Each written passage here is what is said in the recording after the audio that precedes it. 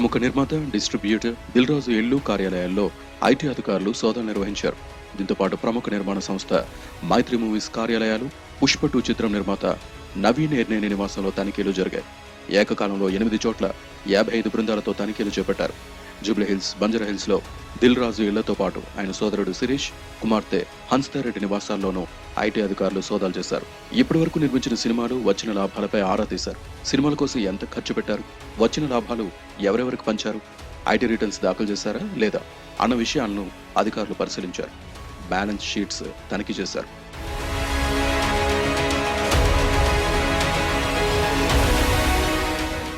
పలు బ్యాంకుల్లో దిల్ రాజు, ఆయన సంస్థలకు సంబంధించి లాకర్లను గుర్తించారు. ఈ క్రమంలో దిల్ రాజు సతీమణి తేజస్వినిని కారులో తీసుకెళ్లారు. బ్యాంక్ లాకర్లను పరిశీలించి అనంతరం ఇంటికి తీసుకొచ్చారు. ఒక బ్యాంక్ లాకర్ ను ఓపెన్ చేయించినట్లు కూడా సమాచారం. బ్యాంక్ లాకర్లు ఓపెన్ చేయడానికి ఆదాయపు పన్ను అధికారులు తనను తీసుకువెళ్లినట్లు దిల్ రాజు భార్య తెలిపారు.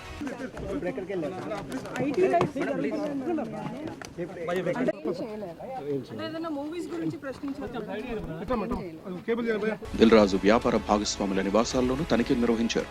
ఆర్థిక లావాదేవీలకు సంబంధించిన వివిధ పత్రాలను అధికారులు పరిశీలించారు. సంక్రాంతికి భారీ బడ్జెట్ తో గేమ్ చేంజర్, సంక్రాంతికి వస్తున్న సినిమాలు దిల్ రాజు ప్రొడక్షన్స్ నిర్మించింది. అలాగే బాలకృష్ణ నటించిన డాకు మహారాజ్ చిత్రానికి డిస్ట్రిబ్యూటర్ గా దిల్ రాజు వ్యవహరించారు.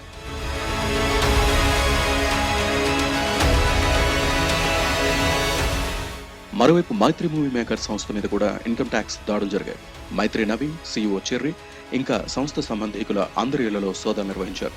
మైత్రి సంస్థ భారీ బడ్జెట్ పుష్ప 2 సినిమా తీసింది. ఈ సినిమా ఘన విజయాన్ని అందుకుంది. అల్లు అర్జున్ హీరోగా నటించిన పుష్ప 2 సినిమా భారీగా వసూళ్లు రాబట్టింది. ఈ సినిమా ఏకంగా 800 కోట్ల రూపాయలకు పైగా వసూలు చేసినట్టు మేకర్స్ పోస్టర్స్ ద్వారా తెలిపారు.